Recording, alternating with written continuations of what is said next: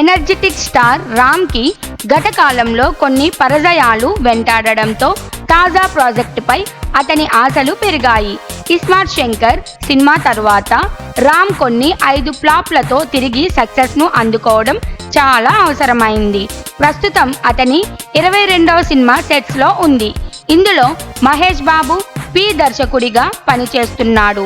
ఈ సినిమాపై రామ్ అంచనాలు భారీగా ఉన్నాయి మరియు అతను పూర్ణ శక్తితో పనిచేస్తున్నాడు. రామ్ మేనేజింగ్ ప్రాజెక్టుల విషయంలో కొంతకాలం క్రితం తన పాలసీని పక్కన పెట్టాడు.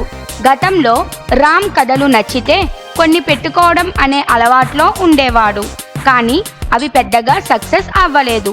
ఈసారి సుజీత్ మరియు సందీప్ అనే కద్వం కొత్త కథతో రామ్కి స్టోర్ నెరేట్ చేశారు. ఈ కథ డిఫరెంట్గా ఉండడంతో రామ్ కూడా అప్పటికి ఓకే చెప్పాడని సమాచారం.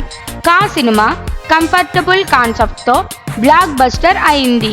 ఇది నిర్మాతలకు భారీ లాభాలు తెచ్చిన చిత్రంగా నిలిచింది. దీంతో ఈ డైరెక్టర్లకు మరిన్ని అవకాశాలు వస్తున్నాయి. ఇప్పుడు రామ్ కోసమే వారు అప్రోచ్ చేయడం విశేషం కదా.